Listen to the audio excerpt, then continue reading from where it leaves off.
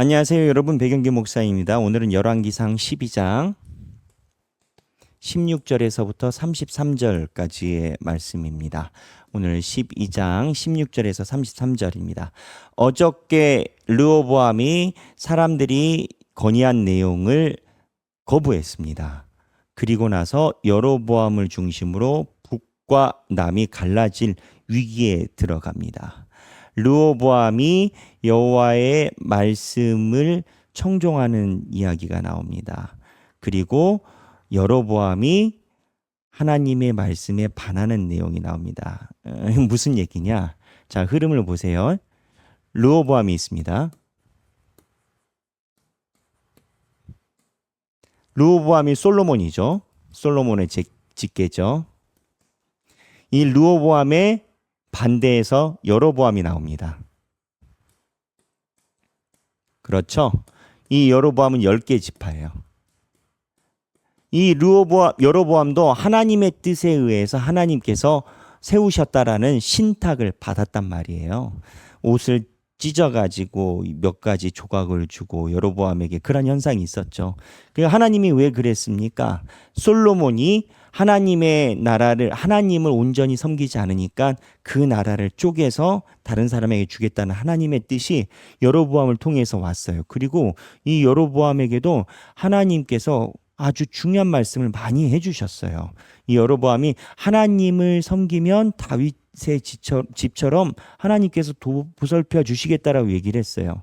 그리고 여로보암은 하나님의 신탁도 있고, 여기에 보면 하나님의 신탁도 있고, 그리고 백성들의 요구도 있었어요. 두 개가 같이 여로보암 손에 있는 건 거죠. 그러니까는 여로보암 손에 두 가지가 같이 있는 건 거예요. 그런데 여러분, 뭐가 중요합니까? 하나님의 말씀이 중요하죠. 르호보암은요, 솔로몬에 의해서 르호보암은 나라가 쪼개지는 것을 겪게 돼요. 그래서 르호보암은 이거에 대해서 분명히 구테타라고 명명을 했을 겁니다. 그래서 르호보암은 여로보암과 전쟁을 하려고 18만의 군대를 모읍니다. 적은 숫자가 아니죠. 총력전을 하려고 해요. 근데 르호보암이 18만의 군대가 모았을 때 예언자 한 명이 옵니다. 스마야라는 예언자가 와요. 그리고 스마야라는 예언자가 얘기를 해서 뭐라고 얘기를 하느냐? 전쟁하지 마라. 하나님의 뜻이다. 너는 힘들겠지만 하나님의 뜻이다 그래요. 그럼 르호보암이 어떻게 해요? 전쟁을 치르지 않고 돌아갑니다. 순종합니다. 요거를 얘기를 하려는 거예요. 그럼 여로보암은요? 여로보암은 오늘 본문에 살펴보세요. 여로보암이 이렇게 나라를 세우고 나서 어떠한 마음이 드냐면 이스라엘의 절기가 문제인 건 거예요. 자, 여기 나라의 지도를 보면 그렇습니다. 지금 이 세겜에서 여로보암이 왕이 됐어요. 이 세겜이에요. 여기가 세겜인데 여기에서 여로보암이 왕이 됐는데 경계가 어디냐? 여기예요. 여기가 경계란 말이에요. 빨간색으로. 여기가 경계인데 이 밑에 예루살렘이 있어요. 이스라엘 백성들은 1년에 3번 6월절, 7.7절, 초막절 하나님의 장막에 모여야 돼요. 그래서 예배를 드려야 되는 종교적인 중요한 절기가 있어요. 그래서 우리도 부활절이 있고 6월절에 예수님이 부활절이 됐죠. 그 다음에 7.7절 초막절. 7.7절이 뭡니까? 우리 맥주감사. 그 다음에 초막절은 이제 곧 오게 되는 추수감사를 우리가 이제 초막으로 절기를 지키곤 하죠. 그래서 우리 기독교도 6월절, 7.7절, 초막절에 세 가지 분기점에 교인들이 하나님께 감사헌금을 드리고 행사도 많이 하죠. 그게 이제 6월절, 7.7절, 초막절 1년에 3번인 겁니다. 지금도 지키는 이 세 개의 분기점, 하나님 앞에 나가야 된다는 그 분기점이 예전에는 더 컸겠죠. 그러니까 이스라엘 백성들이 성지순례하듯이 이 세 절기는 여기에 다 모여야 돼요. 예루살렘에. 그러니까 여로보암 입장에서 불안한 건 거예요. 왜 불안해요? 아니, 가족끼리 만나서 얘기하다 보면 그 사람들끼리 한편이 되겠지. 그러면 정통성이 어디겠냐라고 하면은 어쨌든 여로보암은 신생 국가니까 우리랑 정통성을 같이 하지 않을까라고 불안이 생긴 거예요. 그래서 여로보암이 이거를 어떻게 했냐면 그 불안감을 해소하기 위해서 이 국경 근처에 베델에다가 여기에다가 금송아지를 둡니다. 그리고 금송아지를 만들어서 성경 본문에 보면은 너희를 애굽 땅에서 인도하여 올린 너희의 신들이다라고 28절에 얘기를 해요. 이 말은 출애굽기 32장 4절에서 아론이 금송아지를 만들었을 때 이스라엘 백성들에게 했던 말이에요. 무슨 얘기냐? 여로보암은 하나님이 신탁을 줬음에도 불구하고 사람들 눈치 보고 사람이 불안해서 자기가 금송아지 만든 거예요. 르호보암은요, 나라가 쪼개지는 걸 겪으면서 하나님의 예언자가 와서 전쟁하지 마라 했더니 순종을 한 건 거예요. 그래서 순종과 불순종의 견징에서 보면은 여로보암은 불순종으로 나아갑니다. 왜 이렇게 됐을까요, 여로보암이?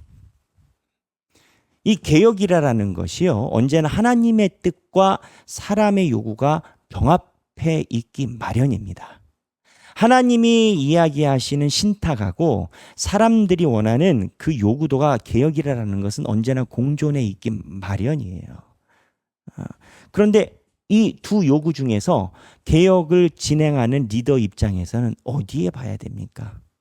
하나님의 신탁을 봐야죠. 그런데 현실은 어려워요. 왜냐하면 여로보암은 이 사람들이 없었으면 왕이 되지 못했거든요. 결국 여기 뭐라고 표현되냐면 어제 본문이었을까요? 공회로, 오늘 본문이네요. 오늘 본문에 보면 19절에 온 이스라엘이 여로보암이 돌아왔다 함을 듣고 사람을 보내 그를 공회로 청하여 이스라엘의 왕으로 삼았으니, 자기네들이 이제 민주주의라는 거예요. 혁명을 일으켰으니 당신이 왕이라라는 거예요. 그렇지만 여로보암은 마음속에 한 가지가 더 있잖아요. 하나님이 예언자를 통해서 나에게 주신 신탁이 있잖아요. 하나님이 신탁이 있고 사람들의 요구가 있는 상황에서 이스라엘 백성들, 사람들이 자꾸 예루살렘을 왔다 갔다 하면 저 사람들이 나를 버릴까 봐 사람이 두려우기 시작한 건 거예요. 그래서 여로보암은 사람들이 가지 못하게 하려고 하나님의 신탁을 약화시키고 무시하고 금송아지를 지어버린 겁니다. 많은 걸 생각할 수가 있어요. 예배를 이용했다, 맞죠? 예배를 이용한 거 맞고요. 하나님보다 사람을 두려워했다, 그것도 맞아요. 그리고 누가 나를 일으키시고 나를 하셨는지 뿌리를 잃어버렸다, 그것도 맞아요. 그래서 이 본문에서 우리가 알아야 되는 게 있습니다. 시작도 끝도 하나님의 음성을 들어야 돼. 하나님의 음성에 귀를 기울여야 돼.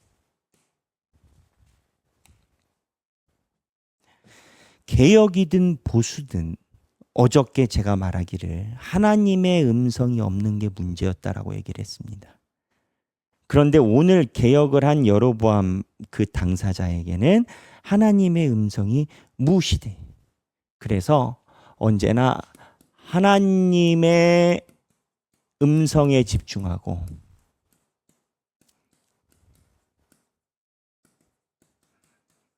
하나님의 신탁에 집중하는 우리가 되자. 그래서 오늘은 각자 기도문을 같이 나눠보시면 좋겠습니다. 기도문은 이런 거죠. 예를 들어서 주여 저를 평화의 도구로 써주옵소서, 이런 식인 거죠. 그래서 하나님 아버지, 저로 하여금 하나님의 말씀에 집중하게 하시고 하나님의 음성대로 살아가게 하옵소서. 각자의 기도문, 하나님의 음성에 집중하기를 원하는 각자의 기도문을 나눠보는 시간이 되면 좋겠습니다. 오늘 재밌고 행복한 성경 읽기 되시기를 바랍니다. 감사합니다.